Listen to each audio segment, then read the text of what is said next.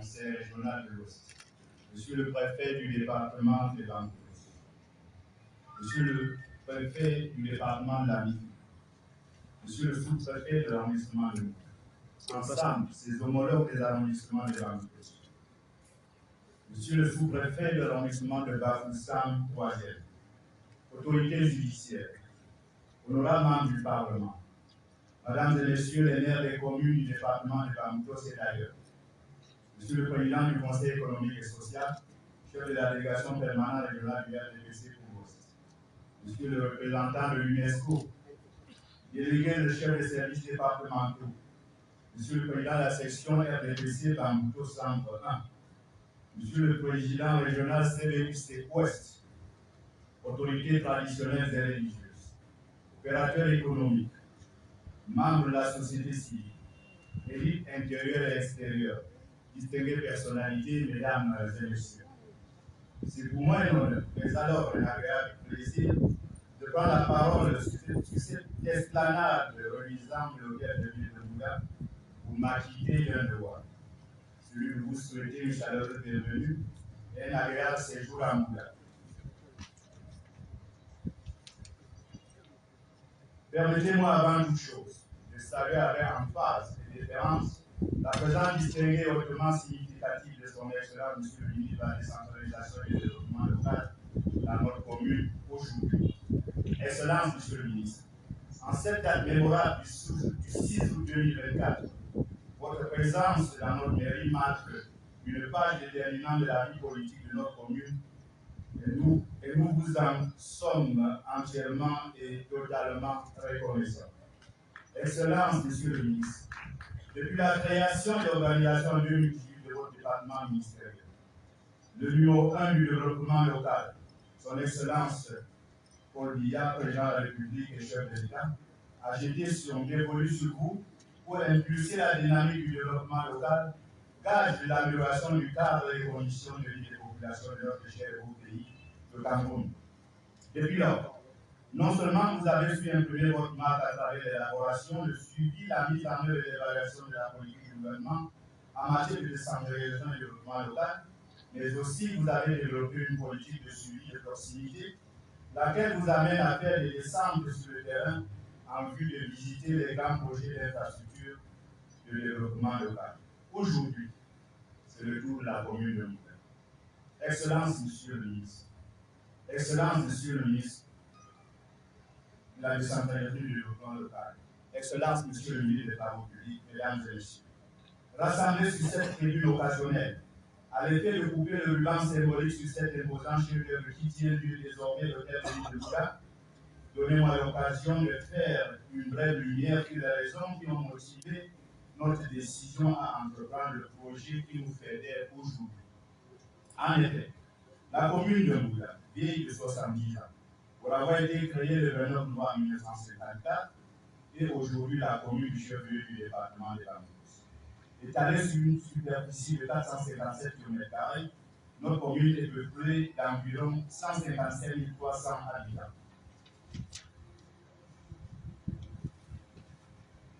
Hormis le nombre de nos frères et sœurs déplacés internes venus du nord-ouest et du sud-ouest, cette commune est gérée par un organe délibérant composé de 41 conseillers municipaux pour un exécutif de 5 membres. Celle-ci emploie un personnel dont l'effectif est de 113 personnes, cadres et agents confondus. Rendu au stade actuel de l'évolution de la décentralisation au Cameroun, les missions désormais dévolues aux édiles en lien avec les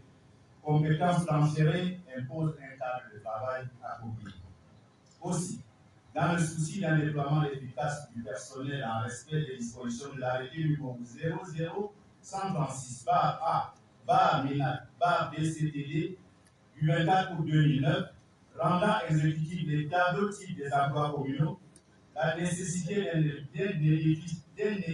d'espèces se posait déjà avec beaucoup d'appui. Voilà, mesdames et messieurs,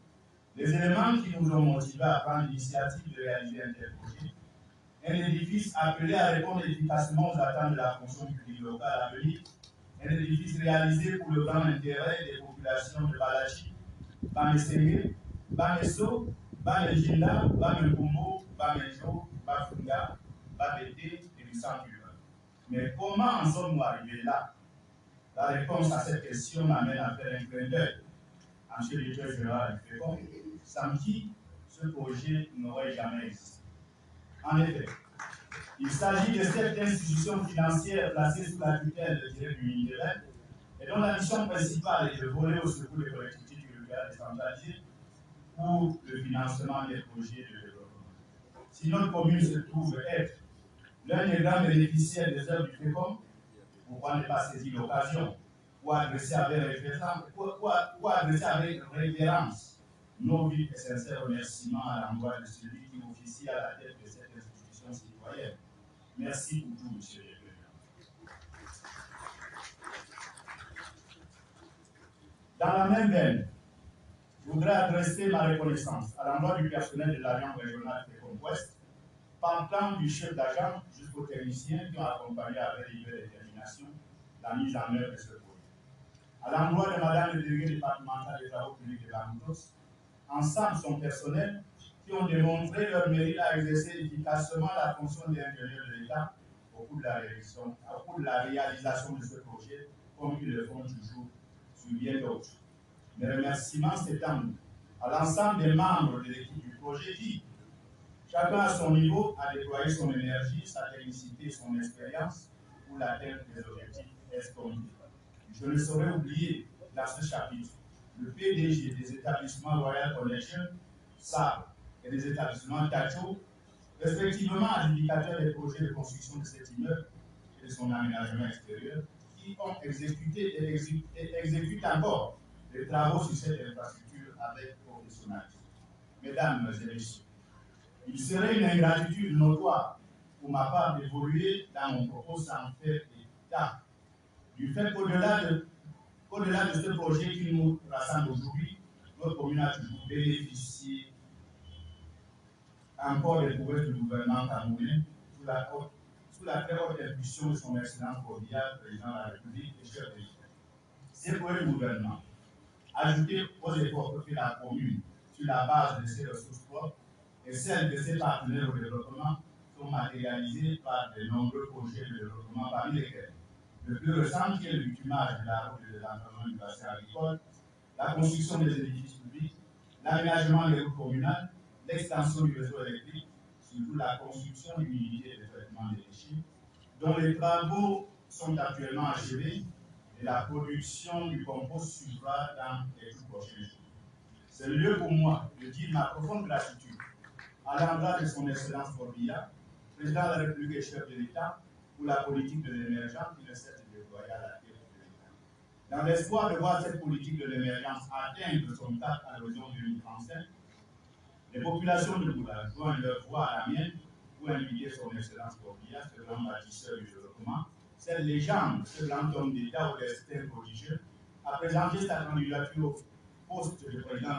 de la République lors des élections présidentielles de 2027.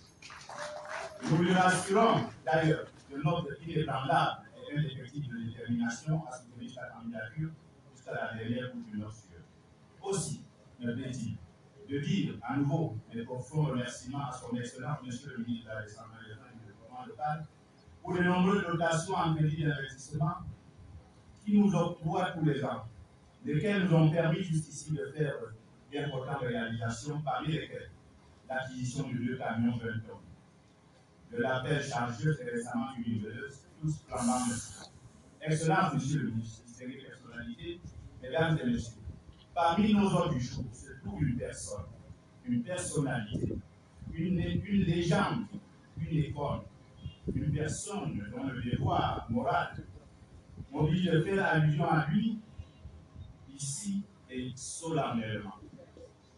Il s'agit de son Excellence, M. Manuel Banoumessi. Ministre des Travaux publics, le chef de la délégation permanente du RDC pour les femmes. Cet homme qui a su inculquer dans l'esprit des populations du département des Languedoc les valeurs de la politique du nouveau, que nous en faisons neuf aujourd'hui.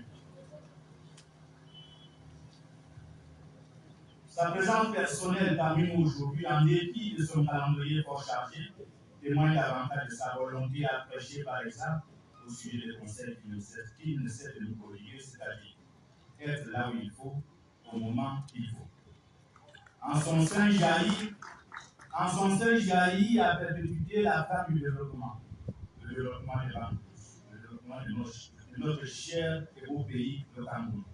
Monsieur le chef de la délégation permanente départementale RDC pour les banques. Je me permets de prendre sur moi le risque de dire que tous nos frères et sœurs du département vous aiment et vous rassurent de leur détermination, assurent à jamais les guides de votre boussole, tant sur le plan politique que pour toute autre action que vous entreprendrez pour l'intérêt de notre département, comme ils l'ont toujours fait jusqu'ici. Vous avez montré au peuple de Campos la voie de la vérité. C'est peu qu'on éprouvé l'efficacité de votre voix. Ils y resteront. Qu'il me plaise au demeurant, et avant que je clore mon propos, de mettre un peu celui des morts de tous à tous, pour que, vive la décentralisation au Cameroun, vive le Cameroun, notre cher beau pays, la liste éclairée, je nomme son excellence pour l'IA.